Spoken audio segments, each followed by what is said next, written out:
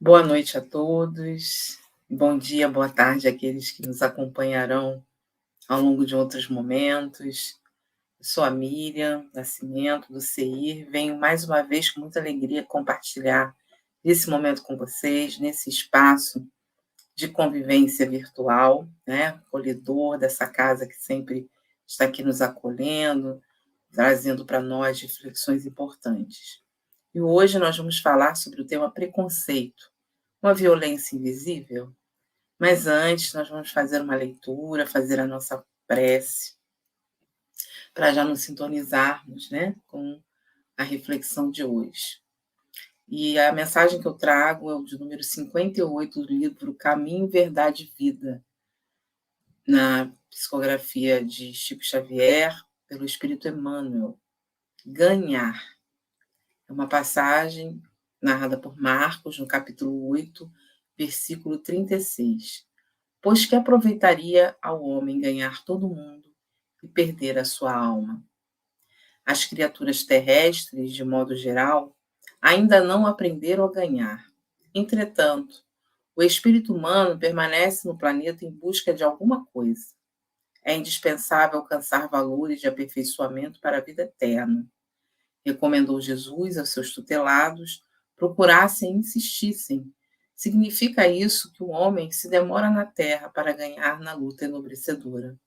Toda perturbação, nesse sentido, provém da mente viciada das almas em desvio. O homem está sempre decidido a conquistar o mundo, mas nunca disposto a conquistar-se para uma esfera mais elevada. Nesse falso conceito, subverte a ordem das oportunidades de cada dia. Se Deus lhe concede bastante saúde física, costuma usá-las na aquisição da doença destruidora. Se consegue ameliar com possibilidades financeiras, tenta assabancar os interesses alheios. O mestre divino não recomendou que a alma humana deva movimentar-se despida de objetivos e aspirações de ganho. Salientou apenas que o homem necessita conhecer o que procura, que espécie de lucros almeja, a que fim se propõe em suas atividades terrestres. Se teus desejos repousam nas aquisições factícias, relativamente a situações passageiras ou a patrimônios fadados ao apodrecimento, renova enquanto é tempo a visão espiritual, porque de nada vale ganhar o mundo que te não pertence a perder-te a ti mesmo, indefinitivamente para a vida imortal. Então vamos agora elevar os nossos pensamentos junto a Jesus, nosso Mestre querido. Pedir, Senhor, que este momento possa trazer para nós um esclarecimento, um convite à reflexão, acalmar os nossos corações, mas também trazer, Senhor, esperança. Que cada um de nós aqui sinta-se acolhido, em paz, que possamos, nessas vibrações, também compartilhar com aqueles que passarão pelo nosso caminho as melhores vibrações que aqui recolhemos. E assim pedimos a permissão para iniciarmos esse encontro do dia de hoje. E assim seja. Vamos lá, então, meus amigos e minhas amigas. Vamos falar, eu já começo compartilhando uma história. A história de um homem que passava por um vilarejo todos os anos. Esse vilarejo, existia ao pé de uma montanha, uma grande montanha, e ali do lado sul, né, da montanha.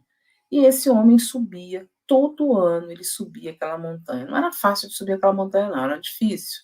Exigia um pouco de técnica, de paciência, de treino, e ele ia.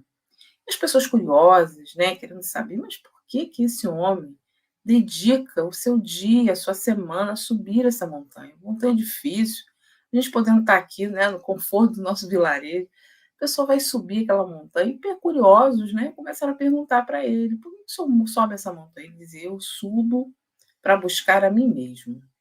As pessoas não entendiam muito, né, mas, enfim, era o desejo dele, ele assim subia. Depois passava um tempo lá, depois ele descia, né, e passava pelo vilarejo de novo e ia embora.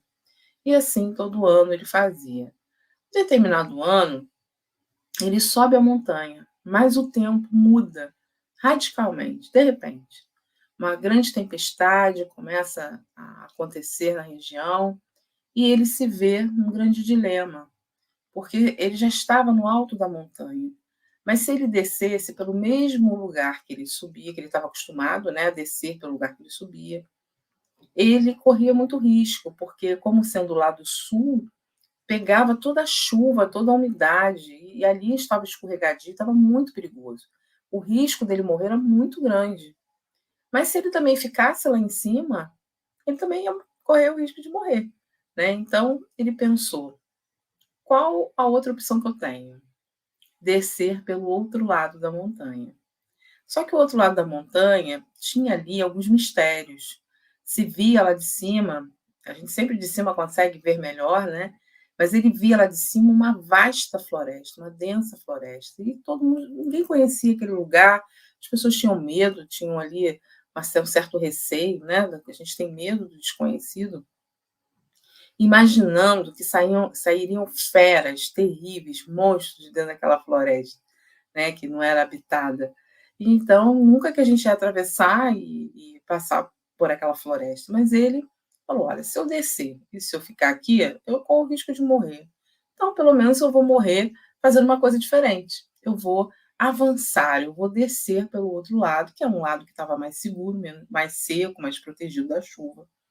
E ele desce com todo cuidado, porque apesar da experiência de vida que ele tem, apesar de toda, né, aquela experiência de toda vez subir a montanha, ele estava andando por um lugar desconhecido. Então ele precisava usar a sua experiência, mas com cuidado.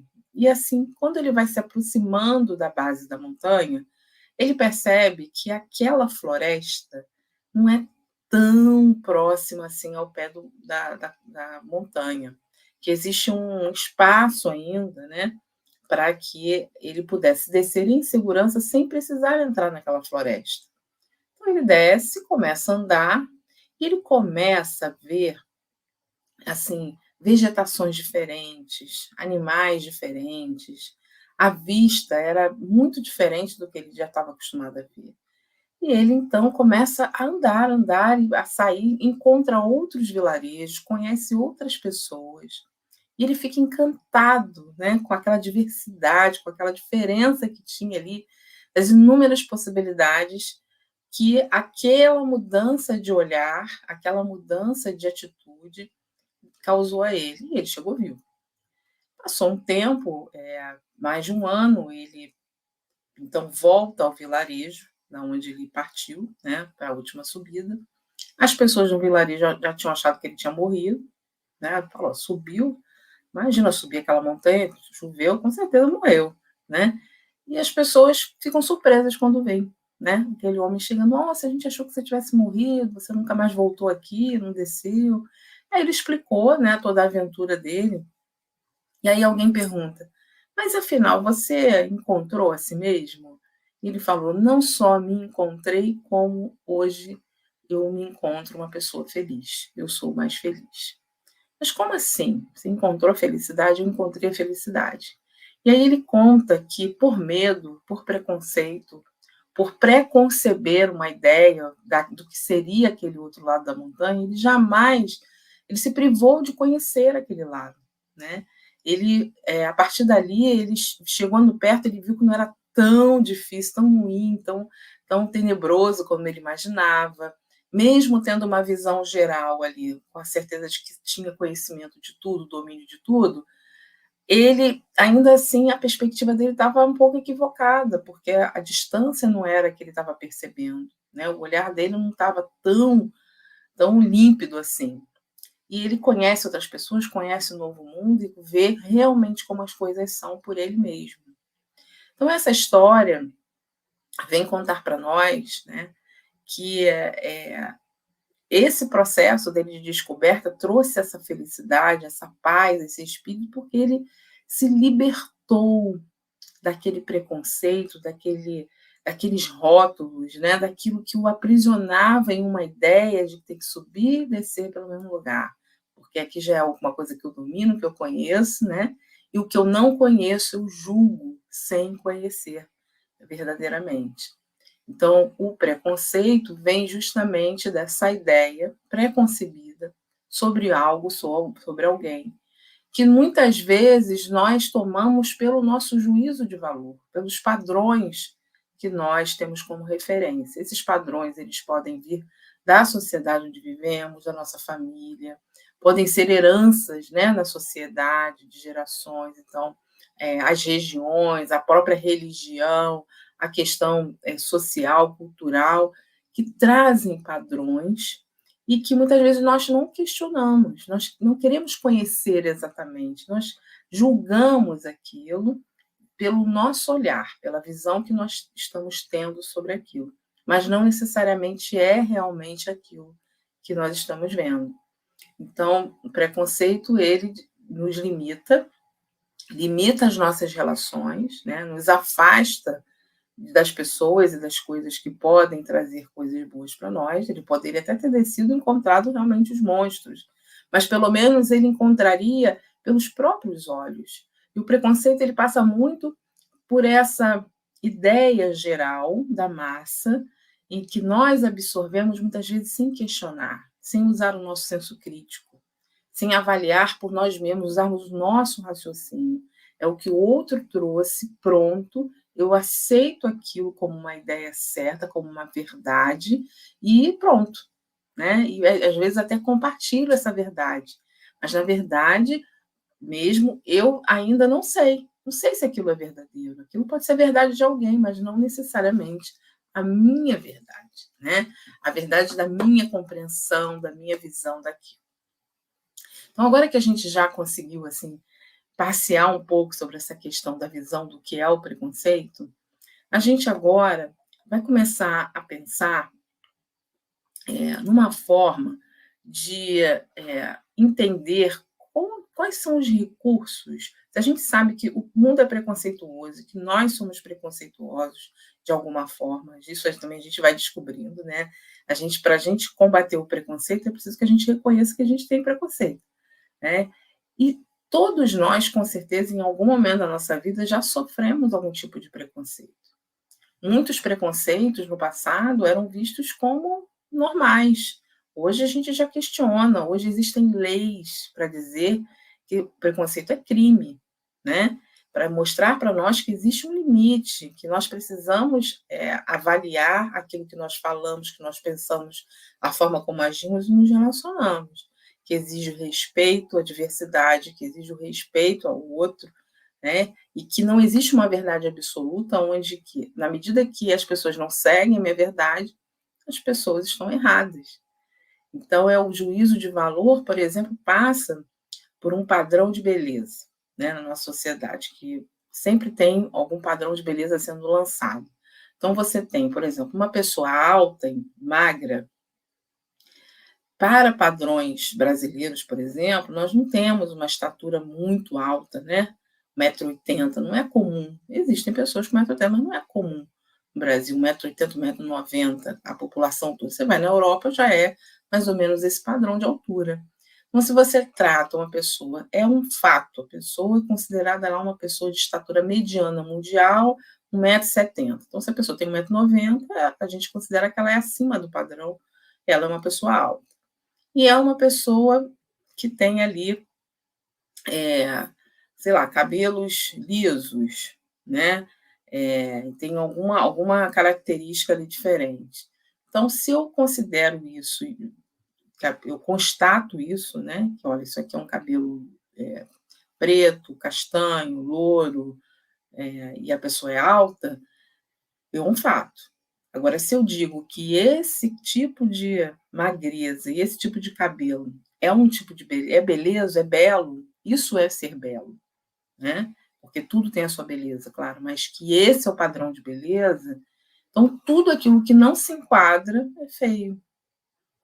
E aí, quando eu vejo uma pessoa diferente, né, eu vejo uma pessoa, um casal, onde uma pessoa é mais baixa, a outra pessoa é mais alta, se for o mais alto, se for o homem, e a mulher mais baixa, é normal. Mas se você ver um homem baixo e a mulher alta, nós já estranhamos. Né? Então, são esses padrões da sociedade que nos impedem, por exemplo, de avançar para conhecer esse casal, para conhecer a história desse casal, as pessoas, o sentimento que ali estão envolvidos, né? Então, o que a doutrina espírita pode nos ajudar a entender? Porque isso já sabemos que existe preconceito, que ele é um tipo de violência, porque ele traz danos, ele é nocivo, né? Mas é uma violência que muitas vezes é invisível, porque a sociedade ainda acolhe como verdade, acolhe como uma coisa natural, então ela é gritante em alguns pontos, mas invisível, silenciosa em outros.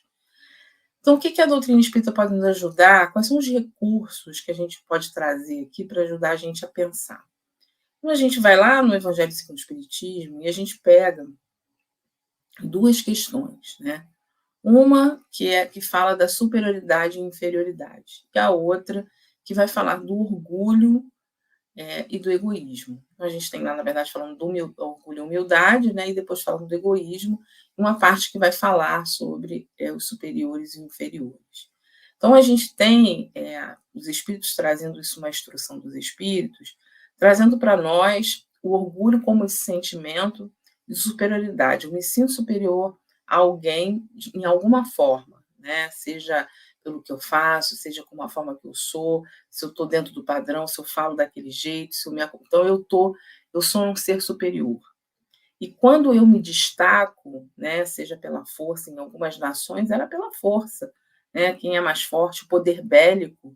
Hoje se mede a guerra pelo poder bélico, quem mata mais, quem destrói mais, né? Então eu sou superior a você.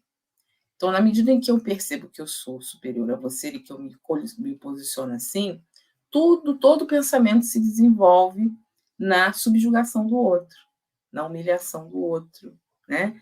Então, eu preciso manter o outro subjugado para que eu me sinta elevado. E isso gera, como dizem os espíritos, um filho, um filhote, que é o egoísmo, né? O egoísmo é justamente quando, na medida em que eu percebo, eu assumo que eu sou superior, eu mereço tudo de bom. Então, tudo que é melhor, eu preciso ser o primeiro, eu preciso ter as coisas melhores, não importa se o outro tem ou não tem. Eu sou superior, então eu tenho que ter as melhores coisas, nas melhores horas, nos melhores momentos, as melhores formas, né? Então, é assim que a nossa sociedade pensa, ainda são essas raízes que nos seguram ainda, que são as bases das nossas decisões, dos nossos sistemas políticos, né, sociais, culturais. Nós ainda fornecemos, dentro da própria núcleo familiar, essas medidas de poderes, né, de posições de poder, onde muitas vezes o diálogo não é possível entre o que se acha superior e inferior, onde eu desqualifico o outro para que as ideias dele, por mais que sejam interessantes, não possam aparecer mais do que a minha, né? Não possam jamais cogitar que o que ele está falando é uma verdade. Então, esse sentimento é que a gente precisa olhar para dentro da gente para ver se dentro das nossas relações, porque a gente olha isso muitas vezes para os grandes governantes, né? Para os grandes momentos assim de figuras, né, na sociedade, mas isso pode acontecer dentro do nosso trabalho profissional, dentro da nossa relação com pessoas que trabalham conosco, dentro da nossa casa, por exemplo, né? Nós temos aí uma cultura muito grande, antiga, de colocar um quarto da empregada, né, o banheiro da empregada, um banheiro que hoje em dia não se dá para tomar banho, a pessoa toma banho em cima do vaso. Você coloca um quarto onde não cabe uma cama inteira, a pessoa tem que dormir com os joelhos dobrados, né? Hoje em dia nem se usa mais esses quartos, praticamente se usa para guardar um quarto de serviço, um banheiro de serviço, para você ter um outro banheiro, né, na casa, onde as pessoas possam usar, pessoas de fora possam usar sem circular na área íntima. Mas durante um tempo se construiu essa separação, essa exclusão, né? E nós ainda temos isso muito dentro de nós, dentro de pequenos movimentos da nossa vida, no nosso cotidiano. Então, até hoje, vemos esses movimentos, diversos tipos de preconceito, né? A própria pensar diferente. Não é possível que você sendo, né, espírita, você pensa dessa forma. Quando o espiritismo ele se conecta a cada um, o espiritismo está lá, imutável, né, no sentido das questões morais. E aí você, como cada um se conecta, então eu sei um espiritismo melhor do que o seu, eu entendo melhor do que o seu, você faz errado, eu faço certo. Então são esses sentimentos, essas questões que são lá a base do preconceito, né? Isso é muito importante para a gente poder olhar para dentro da gente como isso mexe conosco. Bom, e aí, o que a gente traz, por exemplo, dentro de um. Temos um universo, um mundo cheio de preconceitos, mas vamos pegar assim, algo que seja bem pungente. E a gente tem a questão do racismo, claro, né? Em diversos aspectos, mas vamos pegar lá na Índia, por exemplo, um preconceito que seja milenar. É milenar, né? E desde muito tempo, então, há divisão por castas. E aí existe lá as castas superiores, aquelas castas que só eles podem governar, tomar decisões, as castas dos comerciantes, as castas dos miseráveis. Aqueles que nascem na casta inferior, eles nascem miseráveis, vivem miseráveis e morrem miseráveis. Né? Não há como você passar de uma casta para outra, não há como você ter casamentos, você não consegue, por mais que você tenha talento, capacidade, você não consegue alcançar. Isso assim foi durante milênios, por uma decisão de poucos, né? Essa divisão foi feita, enfim. E se permaneceu, e foi permanecendo, foi se perpetuando, né? Alimentada pelas raízes do orgulho, do egoísmo, gerando, reforçando esse sentimento de superioridade e inferioridade. Mas veja, os espíritos dizem que a questão da superioridade e inferioridade, na condição em que nos encontramos na sociedade, aquele que se encontra em uma situação superior não significa que ele é melhor que o outro. Ele está numa situação em que existem elementos que o colocam numa situação superior, mas que ele pode utilizar dessa situação para ajudar, para contribuir, colaborar na mudança desses sistemas opressores, né? Então, a gente não deve ficar associando a lei de causa e efeito a algo que seja um revanchismo, né? Que você tem ali alguma coisa que gere um mal para que o outro possa expiar, né? Para que seja uma prova. Então, a gente sabe, os espíritos dizem, ninguém vem com o objetivo de fazer o mal. Então, existe uma opressão, existe um desrespeito, e muitas vezes nós temos esse gênero de escolha de provas, mas ninguém vem com essa responsabilidade de causar essa desigualdade para que o outro possa ali fazer os seus ajustes. A cada momento que passa na sociedade, a gente trabalha em cima do progresso para que cada vez menos a gente precise passar por esse tipo de provas e expiações.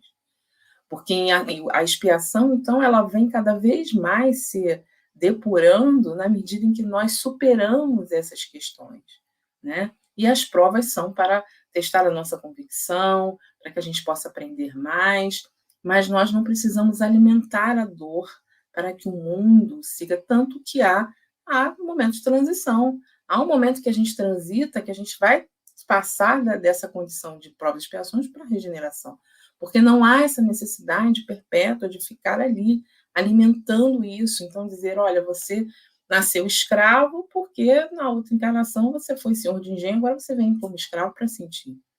Isso não é vingança, nós não temos um Deus vingativo, né?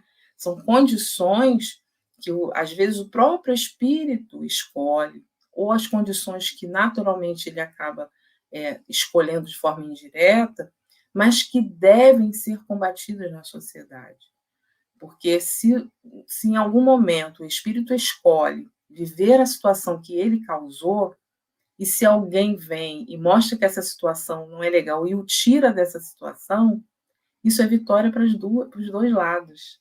Para aquele que está aprendendo e para aquele que ajudou a modificar, porque os dois aprendem e a sociedade cresce. Né? Então a gente tem que ter muito cuidado com essa coisa do tomar lá da cá. Isso é um pouquinho nosso, né? Deus não tem essa. O processo de Deus é educativo, né? E não vingativo. E muitas vezes a forma como nós vamos defender essas lutas, elas vêm com vingança, com gosto de vingança. Então, eu sofro um preconceito e agora eu vou devolver, ou também com violência, né? Quando a gente vê, por exemplo, a questão até da universidade, né? Os calouros, aqueles que estão entrando, levam aquele trote dos veteranos, que um dia também foram calouros e receberam trote, e não é confortável, mas é confortável fazer com o outro, mesmo que eu tenha sofrido, né? Porque existe um padrão de comportamento que a gente não questiona. E aí, quando a gente pensa assim, trazendo lá o livro Céu e Inferno, os espíritos, quando Kardec traz na segunda parte, ali alguns diálogos, né, com os espíritos, na parte dos espíritos medianos, que são espíritos que foram espíritos bons, que fizeram o bem, fizeram lá, cumpriram a sua parte, pagaram seus impostos, viveram direitinho, não mataram ninguém, fizeram tudo lá, né, viveram uma vida lá equilibrada, na medida do possível. São espíritos que se sentem bem, que têm ali a sua consciência tranquila, na medida do possível também, que se sentiram bem fazendo bem, mas são medianos. E aí existe ali a condição dos espíritos felizes. O que a gente percebe em alguns diálogos de diferença? O espírito feliz, ele avança, ele desce a montanha. Ele pode ter nascido numa casta superior, por exemplo, na Índia, e ter utilizado dessa postura para fazer uma mudança, para quebrar esse ciclo de violência. E isso aconteceu, porque hoje essa cultura milenar começou a ser revista de um tempo para cá, né? Já tem alguns anos, umas décadas, e as castas começaram a ter inferiores, né? As castas inferiores começaram a ter, através de cotas, elas tinham cotas de número de pessoas para frequentar as castas superiores, né? Então elas poderiam, uma casta inferior, alguém que nasceu na casta inferior, poderia estudar, se formar e trabalhar lá como comerciante ou como um dirigente político, graças a essas cotas. Depois as coisas foram mudando, né? E aí ainda se tem, em algumas regiões, isso muito forte, mas isso já foi se diluindo. Essa raiz do orgulho e do egoísmo foi secando, porque ela começou a não ser mais alimentada, então a árvore vai secando. E outras sementes foram sendo plantadas. A semente do respeito, a semente da empatia, a semente da solidariedade. Então, outros frutos virão, né? Porque esse fruto aqui era um fruto muito ruim, muito amargo. O preconceito traz muito sofrimento para todos nós, né? Traz muitas dores, muitas perdas. Então, essa raiz vai secando, esse fruto não vai dar mais, ele vai secando ali, vai morrendo, um momento vai morrer. E vai ser substituído por novos frutos, né? Novas árvores, novas sementes que vão se polinizando aí, vão também se multiplicando. Essa é a ideia do projeto divino, né? Que a gente possa ir evoluindo na medida em que a gente vai conhecendo as leis morais, que a gente vai se aproximando dessa lógica, que é lógico, né? Que a gente não consegue ser feliz se a gente não quebrar esse ciclo de violência. Então, os espíritos felizes, eles avançam, eles têm atitudes diferentes. E talvez seja o momento da gente pensar se a gente também não está nesse momento de avançar, sair do vilarejo, subir a montanha, olhar um pouco mais as coisas, tentar conhecer coisas novas pelos nossos próprios olhos. Kardec, ele nos ensina isso o tempo todo, quando ele traz todo o material da doutrina espírita. O olhar de a observação dos fatos, análise desses fatos, o que isso traz para nós de ensinamento moral, e aí, a partir daí, eu vou começar a usar isso no meu dia a dia, e mudar as atitudes. Quando eu já percebo, já entendo que o perdão é algo que realmente é eficaz, né? Porque até então eu achava que não era justo o perdão, que não era uma coisa realmente útil, mas agora eu já entendo, então agora eu começo no meu dia a dia, nas minhas relações, eu começo a perdoar, eu começo a me perdoar. Então, são questões, é uma doutrina, é uma filosofia com consequências morais, né? Mas é preciso que a gente pense. Não adianta eu chegar e falar, gente, perdoa, perdoa que é bom perdoar, né? Nós podemos, claro, ouvir os conselhos, ouvir as boas sugestões, mas é importante que nós raciocinemos, que nós questionemos. É importante questionar, é importante pensar por nós mesmos, né? Para nós possamos tirar as nossas conclusões. Era assim que Jesus trabalhava. Jesus devolvia a pergunta que era feita para que a pessoa pudesse ela encontrar as respostas. E ele esclarecia aquilo que ele percebia que ainda não era compreensível, não era de alcance, mas ele dava aquela motivação, aquela oportunidade da própria pessoa encontrar as respostas, né? Ela pensar, amadurecer, raciocinar para que aquilo possa ser realmente verdadeiro, não seja superficial, né? Que a gente possa realmente acolher aquele caminho, né? Como o caminho que a gente quer seguir. Bom, então agora que a gente viu essa parte é, dessa diferença, né? Da nossa relação com o preconceito, o nosso olhar só de, por exemplo, dizer eu não sou racista, mas eu também, em algum momento, não percebo que eu alimento o sistema que é racista. Eu não concordo com racismo, mas eu, de alguma forma, no meu trabalho, na minha vida, na sociedade como um todo, eu não faço absolutamente nada para ajudar a quebrar o ciclo de violência contra as pessoas que sofrem racismo. Então, esse é o avançar. Essa é a felicidade, né? A busca de si mesmo, o avançar de transformar a sociedade através da nossa transformação. Então, é preciso ter um olhar para a dor do outro, sim, não desqualificar. A gente tem mania de dizer que é mimimi, que é frescura. A dor do outro, para a gente, pode ser sim, algo muito banal, mas é a dor que ele está sentindo. Então, a gente precisa reconhecer, né? Imaginemos uma mãe que diz a um filho assim: meu filho, o filho tem 11 anos. Diz assim: meu filho, você vai para a escola agora, você tome cuidado na rua com seu celular, não fique aí falando no celular. Se alguém se aproximar de você com capuz, com boné, com a mão no bolso, com a mochila assim, a mão escondida, preste atenção, fica de olho. Essa pessoa pode te machucar, pode te ferir. Tá? Então, fique esperto aí e boa aula para você. E aí vem uma outra mãe falando para um filho dela também, de 11 anos, diz assim: meu filho, quando você anda na rua, você não coloca o capuz, mesmo que você esteja com frio. Você não use o seu boné preferido na rua também.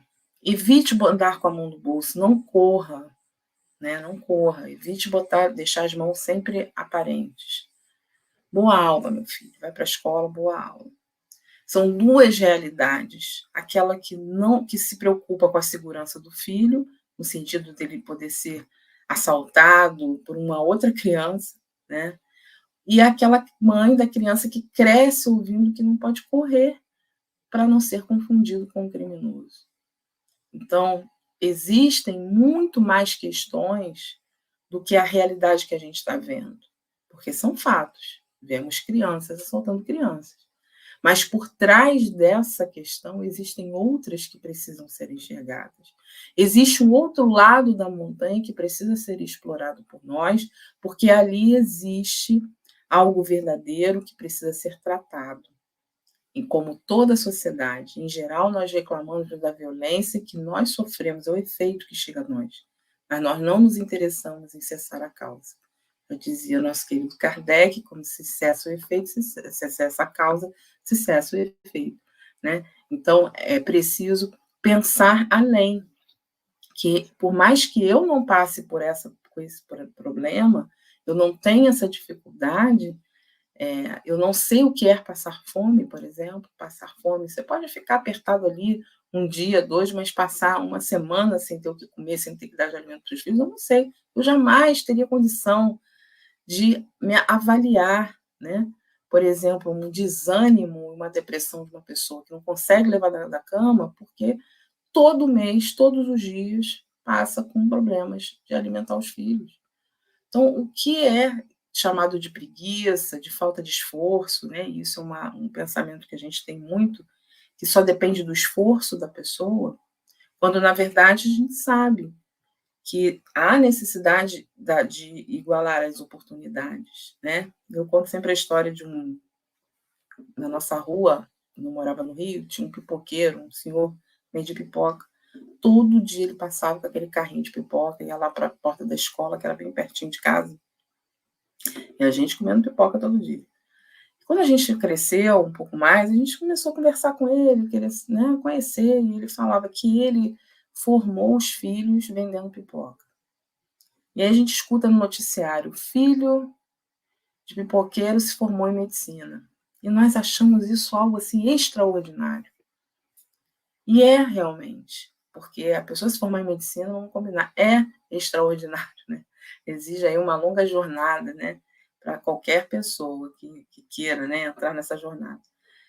Mas isso não deveria ser algo tão, nossa, diferente, único, porque não depende só do esforço. Ali foi esforço, eles tiveram oportunidade porque o pai dedicou a sua vida a trabalhar exaustivamente, fora, sem ter férias, sem ter nada ali de um trabalhador com carteira assinada, nada.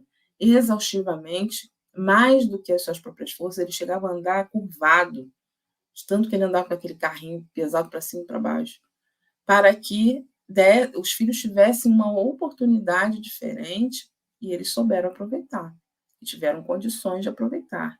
Mas nem todos têm a mesma oportunidade. Então, não dá para a gente comparar, né, uma criança que já tem toda uma estrutura, que não tem que se preocupar com o que vai comer, onde vai dormir, porque tem que estudar no dia seguinte, tem que ir para a escola, como é que vai, né?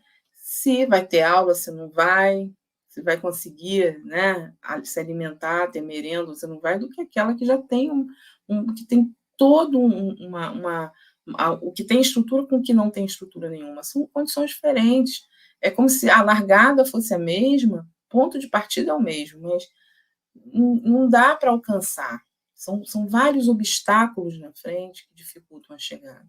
Pode chegar? Pode, né? Mas não dá para ter uma sociedade onde a gente pense que só o esforço é necessário para que ele chegue.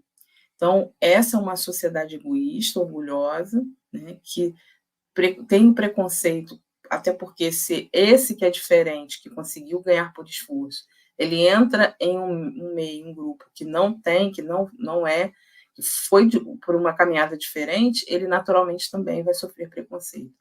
E está em todos os lugares, porque às vezes esses grupos que nós chamamos, que são chamados de minoria, né, porque eles são ali de certa forma massacrados por serem diferentes, eles também encontram muitas vezes nas suas dores um caminho de violência para defender.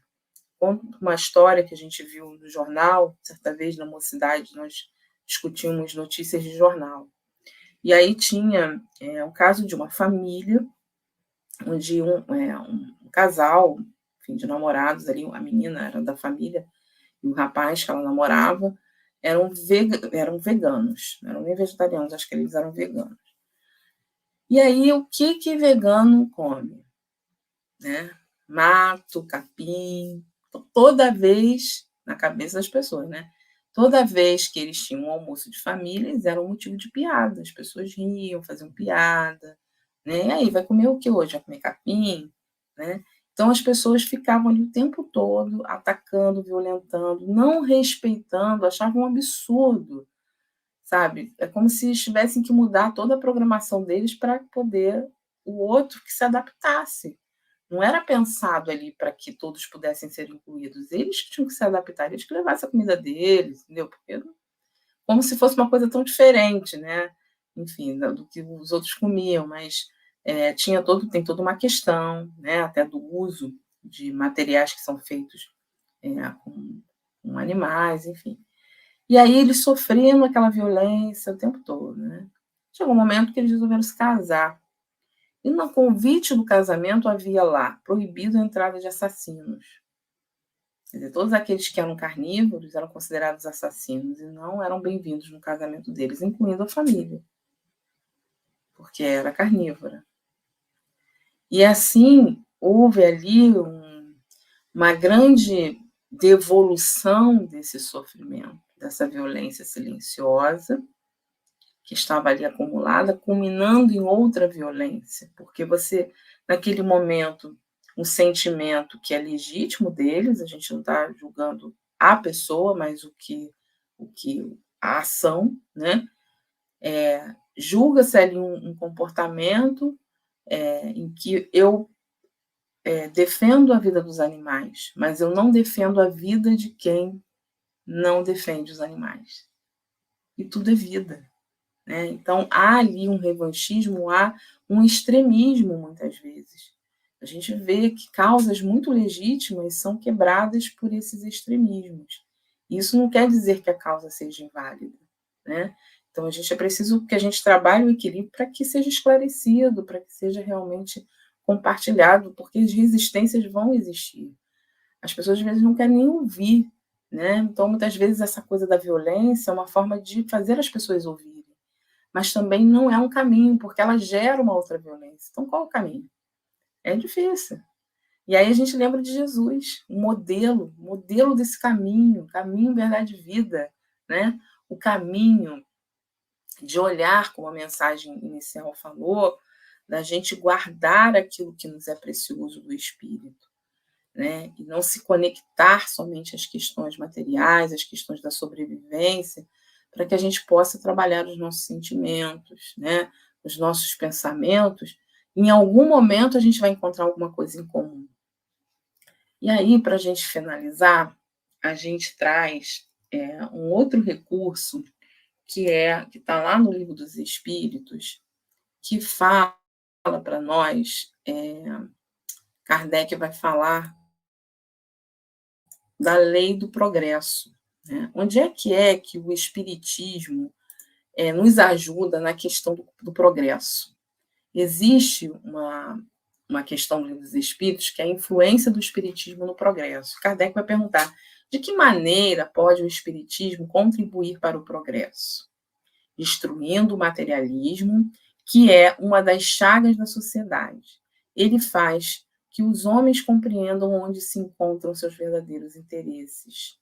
Deixando a vida futura de estar velada pela dúvida, o homem perceberá melhor que por meio do presente lhe é dado preparar o futuro. Abolindo os prejuízos de seitas, castas e cores, ensina aos homens a grande solidariedade que os há de unir como irmãos. Então, nesse momento, nós somos convidados a não só olhar para aquilo que ainda preservamos de preconceito dentro de nós, né? Mas daquilo que Jesus contou, representou em uma história, quando um homem caído, um problema, vamos supor, a gente tem um problema que está ali, né, que a gente não sabe como lidar. A gente não sabe como lidar com uma pessoa em situação de rua. A gente tem dificuldade de lidar com aquilo, de falar, de socorrer, de resolver. E a gente vê aí várias questões na própria cidade, né, acontecendo, em que as pessoas. Eu sou um cidadão do bem que paga imposto e eu não acolho esse tipo de situação, porque o meu imposto ele deve ser o suficiente para que as autoridades resolvam o problema. Então, são vários posicionamentos. E outras pessoas vão conseguir entender, não, eu pago imposto, a sociedade, mas eu também tenho uma relação com essa pessoa que é meu irmão que está aí na rua. Mas eu não sei o que fazer. Outras pessoas já vão ter condições de tomar atitudes, né, do que fazer, né, de sair daquele rótulo de que você vai dar o dinheiro e a pessoa vai gastar com alguma outra coisa, né, com bebida, com drogas, enfim. E a gente sai desse rótulo e consegue se aproximar, porque essas pessoas têm nome e têm história. Né? Saiu uma pesquisa recente de que a maioria das pessoas em situação de rua estão lá por algum tipo de perda emocional. Tiveram ali uma perda familiar, perda de emprego, perda familiar, alguém da família, uma separação, foram para a rua, e isso gera uma depressão, uma questão de autoestima baixa, e aí elas encontram a droga e se viciam, né. Existem alguns casos que são contrários, mas a maioria, assim. Então, a gente não sabe a história e a gente já conta a história da pessoa, baseado no que o outro falou, baseado no que eu ouvi, baseado no que eu cresci ouvindo, né, histórias que a gente cresceu ouvindo, que a gente repete sem questionar. E aí, nesse momento, a gente fecha o nosso encontro de hoje pensando nas novas gerações, porque essa geração atual é uma geração que nos ensina a olhar para preconceitos, para essas violências. Eles questionam, eles não aceitam, eles conseguem ver o outro com um olhar de compaixão, muito mais do que a minha geração viu. E, e a gente percebe que o espírito que vem, como Jesus falava, né, deixar vir a mim os pequeninos, porque a pureza dele se assemelha àqueles que vão entrar no reino dos céus. Quando a gente vê as crianças é, ainda sem esse molho do preconceito, essa visão que é dessa limitante, é, abraçando a todos e acolhendo a todos, como aquele homem que parou para socorrer o homem caído na estrada, quando duas outras pessoas com conhecimentos morais suficientes para lidar com aquele problema não souberam lidar e passaram direto. E aquele que soube olhar para o próximo foi aquele que parou, aquele que era julgado por ser diferente, por ser samaritano, e foi lá e parou e curou das feridas, tratou das feridas e curou, e tratou daquele ser que estava ali caído. Então, muitas vezes, nós temos um problema, olhamos para ele, temos conhecimento moral, mas passamos direto, estamos ocupados, muito cheios de dúvidas, ou cheios de soberbas. Isso aqui eu sei, mas eu não consigo viver o Evangelho. Eu sei do Evangelho, mas não consigo viver. Então, eu passo direto, porque isso eu vou fazer uma prece e está resolvido, né? Ou eu vou, sei lá, fazer lá, né, mentalizar, botar o nome lá na prece, a gente vai fazer algum movimento assim, que é muito importante, inclusive. Depois vai passar aquele que tem o conhecimento e que divulga, tem o papel de divulgar, porque o primeiro ele tem conhecimento ali das leis, organiza aquilo tudo, e o outro tem conhecimento e ele é divulgador. E ainda assim, ele tem a oportunidade de praticar aquilo que ele fala, mas ele não consegue. Mas aquele que quer duvidar, que todo mundo duvida, né, da sua moral, que rotula ele, por ele não seguir todas as leis que o outro segue, né, o padrão, eles amavam mesmo Deus, mas só porque não seguia aquele padrão, então eles não são considerados é, totalmente marginalizados, né? E aí aquele é que para olhar. Então esse é que olhou para o próximo. Qual de nós queremos ser? Qual dos três nós queremos ser? Se a gente tem um pouquinho de cada um, né? Aquele que realmente chegou à ação, que fez a mudança, talvez eu não seja aquela pessoa que vai fazer a transformação daquela situação, mas eu posso ser a pessoa que vai chamar alguém que possa fazer. Eu posso dar o apoio a quem tem condições, expertise e consegue fazer. Existem muitos movimentos dentro da própria casa espírita, nas ONGs, instituições, pessoas que já têm essa experiência, que têm essa condição de fazer, que nós podemos apoiar. Mas não é apoiar, pô, que legal esse projeto, não, é apoiar de verdade, é ter convicção de que aquilo precisa ser tratado com um olhar realmente de caridade, não a caridade que dá esmola simplesmente porque a gente tem pena da pessoa, mas porque a gente entende que é um espírito encarnado como nós. Que oportunidade seria essa que Deus está dando para um espírito que vai viver anos na rua, anos na miséria, anos mergulhados na dor? Seria Deus tão injusto assim? Se não tivéssemos que passar por pessoas que ali passam nas ruas por ela, que passam pela nossa vida, pela nossa família, pelo ambiente de trabalho, e que passam por nós esperando que a gente estenda a mão, sem julgar, sem querer saber, mas simplesmente tentando usar as nossas habilidades para auxiliar, para mudar. Eu não posso transformar o mundo, mas eu posso, de alguma forma, fazer movimentos que ajudem na transformação do mundo. né? E de pouquinho em pouquinho a gente junta tudo e faz um grande movimento. Então, meus amigos, eu fecho aqui a nossa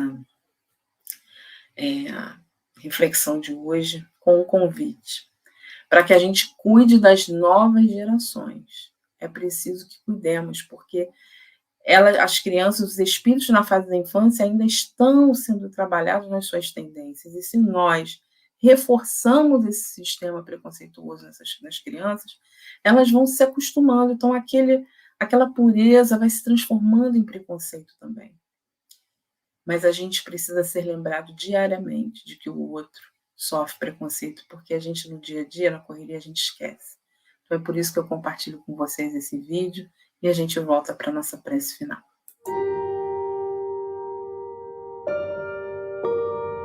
Convidamos crianças de diferentes idades para uma experiência. Esses meninos e meninas que não são atores terão que fazer uma cena muito comum que acontece no dia a dia de muitos brasileiros. Pode sentar. Tu já fez alguma cena alguma vez na tua vida? Não. Tá, hoje a gente vai fazer uma e bem simples, tá? Essa é a Glau e ela vai contracenar contigo. Você vai ter 2 minutos, você vai tentar decorar o máximo de frases que você conseguir e depois você vai falar olhando para ela, tá bom?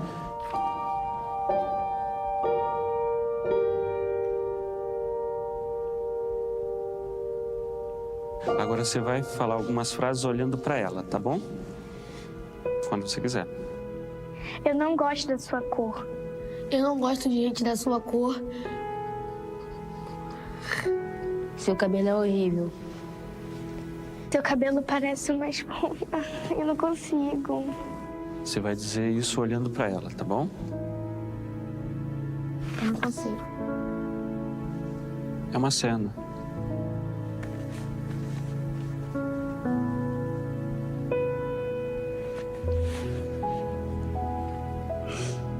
A gente está falando racismo. Quer tentar mais uma vez? Por quê? Porque eu não gosto de falar essas coisas. Quer ler de novo? Por que não? Porque eu não acho certo. Errado? É que eu sou da mesma cor que ela. E eu já sofri bullying na escola. E eu também... Eu não gosto de falar isso para as pessoas. Eu me sinto mal. Como é que tu se sente dizendo isso pra ela?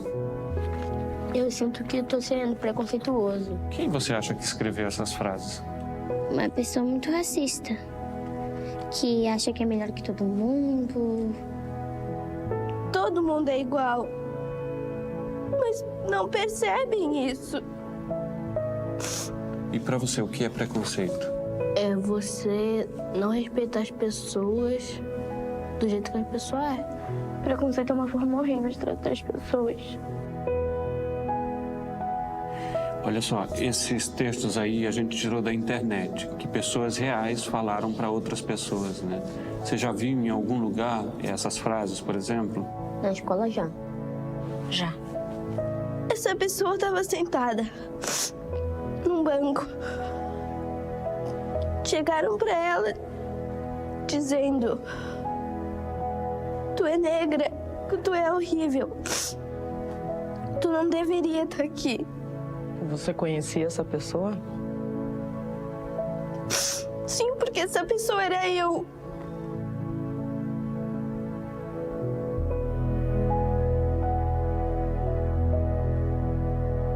Você acha que seria mais fácil ler esse texto para mim, por exemplo, que sou branco?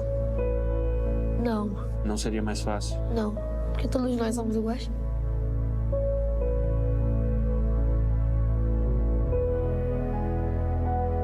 Ninguém nasce racista. Continue criança.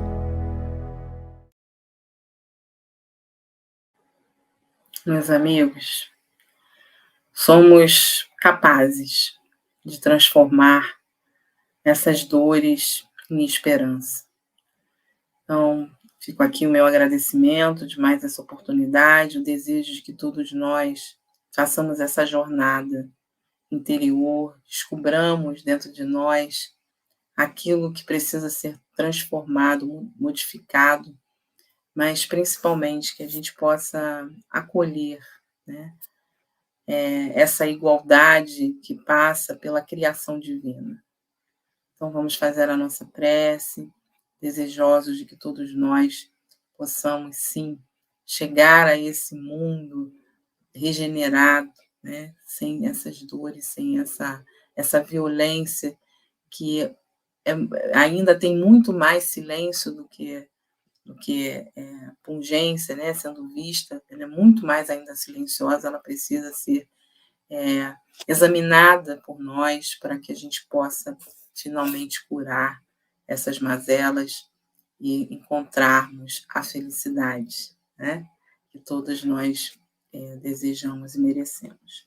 Então vamos agradecer a Deus por, nesse momento, Senhor, ainda estarmos encarnados, despertando para tantas necessidades, para a lei divina maior de equilíbrio, de paz, que o mundo deseja, que possamos encontrar caminhos de diálogo, de esperança, que cada um de nós possa regenerar-se no teu amor, junto a tantos ensinamentos daquele que mais nos mostrou que somos iguais perante a Deus, que não há diferença entre ricos e pobres, entre publicanos, entre aqueles que comercializavam, entre aqueles que eram os camponeses, as mulheres, homens.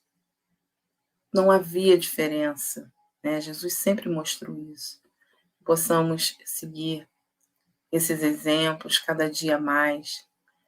Pedimos por todos aqui presentes, por aqueles que estão de alguma forma ligados a nós em pensamento, pelo nosso planeta, que tanto necessita de vibrações amorosas, de vibrações generosas. Que assim seja.